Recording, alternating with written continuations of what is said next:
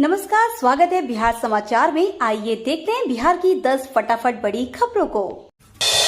पूर्णिया में चुनाव प्रचार के आखिरी दिन तेजस्वी यादव ने बीमा भारती के लिए झोंकी ताकत। बिहार की पूर्णिया लोकसभा सीट पर चुनाव प्रचार के आखिरी दिन बुधवार को आरजेडी नेता तेजस्वी यादव ने पूरी ताकत झोंक दी।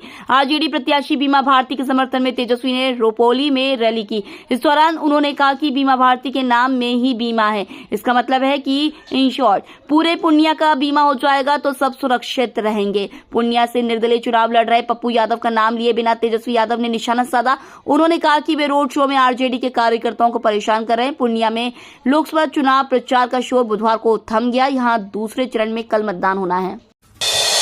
काराकाट में पवन सिंह को मनाएगी बीजेपी। मनोज तिवारी बोले, मेरे भाई रास्ता भटक गए।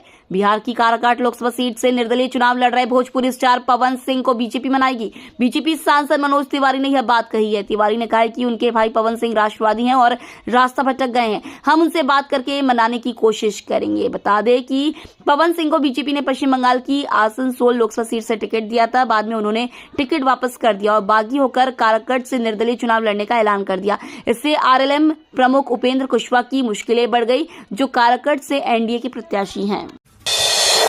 एक गलती की वजह से कटा मनीष कश्यप का टिकट, लोगों को बताई अंदर की बात। बिहार में इस बार निर्दलीय उम्मीदवारों की भी खूब चर्चा हो रही है। इन नामों में पप्पू यादव, पवन सिंह, यूट्यूबर मनीष कश्यप और गुंजन सिंह का नाम सबसे आगे चल रहा है। इसी क्रम में मनीष कश्यप भी सुर्खियों में बने हुए हैं। दरअसल मनीष कश्यप एक चुनावी जनसभा को संबोधित कर रहे थे। इसी दौरान एक शख्स ने कह दिया कि मनीष भैया, एक समय आएगा कि आप प्रधानमंत्री बनेंगे। इसी पर मनीष कश्यप ने तुरंत शख्स को रोक दिया। मनीष कश्यप ने कहा कि यही बोलकर तो आप सबने टिकट कटवा दिया। भरी दोपहर में जीप पर चढ़ी एक्ट्रेस नेहा शर्मा। भागलपुर में रोड शो कर पिता के लिए मांगे वोट। लोकसभा चुनाव 2024 के बीच बॉलीवुड एक्ट्रेस नेहा शर्मा बिहार के भागलपुर जिले में भरी दोपहर में घूम घूम कर प्रचार करते हुए नजर आ रही हैं। नेहा शर्मा वैसे खुद चुनावी मैदान में नहीं है, बल्कि उनके पिता अजीत शर्मा भागलपुर लोकसभा सीट से कांग्रेस के टिकट पर चुनाव लड़ रहे हैं। नेहा शर्मा बीते 2 दिनों से क्षेत्र में प्रचार में जुटी हैं। बुधवार को उन्होंने जगदीशपुर में रोड शो कर अपने पिता के समर्थन में प्रचार किया। नेहा ने भरी दोपहरी में खुली जीप में सवार होकर अजीत शर्मा के लिए वोट मांगे। इस दौरान बड़ी संख्या में लोगों की भीड़ उमड़ी। पहले चरण में कम मतदान से परेशान चुनाव आयोग, दूसरे चरण में वोटिंग बढ़ाने पर देगा नगद इनाम। पहले चरण के लोकसभा चुनाव में बिहार की 4 सीटों पर 50% से भी कम मतदान से परेशान चुनाव आयोग ने दूसरे चरण में वोटिंग बढ़ाने के लिए कई तरह की पहल की है। बुजुर्ग, दिव्यांग, गर्भवती महिलाएं व नवजात बच्चों की मां को मतदान केंद्र पर लाने और घर पहुंचाने के लिए वाहनों का इंतजाम करने का निर्देश सभी जिलों के डीएम को दिया गया है। इसके अलावा 2019 के मुकाबले 10% या उससे ऊपर वोटिंग करवाने वाले पोलिंग स्टाफ को 500 रुपए से लेकर 5000 रुपए तक के नगद पुरस्कार दिए जाएंगे। राज्य निर्वाचन विभाग ने सभी जिलों के जिला निर्वाचन पदाधिकारियों को निर्देश जारी कर दिया है।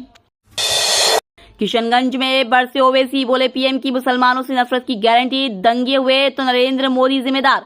एआईएमआईएम चीफ असदुद्दीन ओवैसी ने प्रधानमंत्री नरेंद्र मोदी पर हमला बोलते हुए कहा कि वे 2002 से मुसलमानों से नफरत कर रहे हैं। पीएम मोदी की मुसलमानों से नफरत की गारंटी, अगर कल को देश में दंगे हो जाएं तो इसके लिए नरेंद्र मोदी ही जिम्मेदार होंगे। ओवैसी ने बिहार के किशनगंज में चुनाव प्रचार के दौरान ये बातें कही।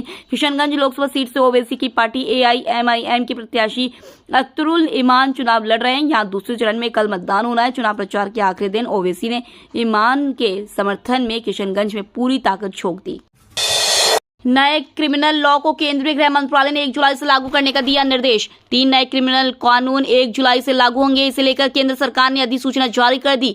इसमें कहा गया है कि ब्रिटिश काल के भारतीय दंड संहिता, भारतीय साक्ष्य अधिनियम और आपराधिक प्रक्रिया संहिता की जगह लेने वाले 3 नए आपराधिक कानून 1 जुलाई से लागू होंगे। ये 3 नए आपराधिक कानून भारतीय न्याय संहिता, भारतीय नागरिक सुरक्षा संहिता और भारतीय साक्ष्य अधिनियम है। बता दें कि इन तीनों बिलों को शीतकालीन सत्र के दौरान संसद के दोनों सदनों द्वारा पारित किया गया था। बाद में राष्ट्रपति द्रौपदी मुर्मू ने तीनों नए क्रिमिनल लॉ बिल को मंजूरी दे दी थी। अब भारतीयों के लिए बीएचए कोड से बनेंगे फुटवेयर। फुटवेयर कंपनियां अब भारतीयों के पैरों के हिसाब से फुटवेयर बनाएगी। इसके लिए बीएचए यानी भारत कोड इस्तेमाल होगा। अभी यूरोप और अमेरिकी लोगों के पैरों के हिसाब से फुटवेयर तैयार होते हैं, लेकिन भारतीयों के पैर ज्यादा चौड़े होते हैं। ऑनलाइन मंगाए गए 50% फुटवेयर साइज प्रॉब्लम की वजह से रिटर्न हो रहे हैं। ऐसे में कंपनियां 2025 तक बीएचए कोड से फुटवेयर बनाएगी। हालांकि अभी इसे बीआईएस से मान्यता मिलनी बाकी है। बिहार में दर्जन भर पूर्व आईएएस आईपीएस अफसर रह गए टिकट लेने की कतार में। अक्सर देखा जाता है कि कई कड़क आईएएस और आईपीएस अधिकारियों की राजनेताओं से नहीं बनती है, लेकिन जब वे रिटायर हो जाते हैं या रिटायर होने वाले होते हैं तब वही अधिकारी उन्हीं नेताओं के इर्द गिर्द चक्कर लगाने लगते हैं ताकि नौकरी के बाद राजनीति में प्रवेश कर जाए और माननीय बनकर सदन में बैठ जाए। ये परिपाटी पुरानी रही है, लेकिन हाल ही के वर्षों में इसमें तेजी से इजाफा हुआ है। मौजूदा लोकसभा चुनाव में भी बिहार में करीब दर्जन भर पूर्व आईएएस आईपीएस अधिकारी इसी तरह की जुगाड़ में लगे रहे ताकि उन्हें राज्य की 4 बड़ी सियासी पार्टियां राजद, जेडीयू, भाजपा और कांग्रेस से टिकट मिल जाए, लेकिन ऐसा नहीं हुआ। किसी भी राजनीतिक दलों ने टिकट नहीं दिया।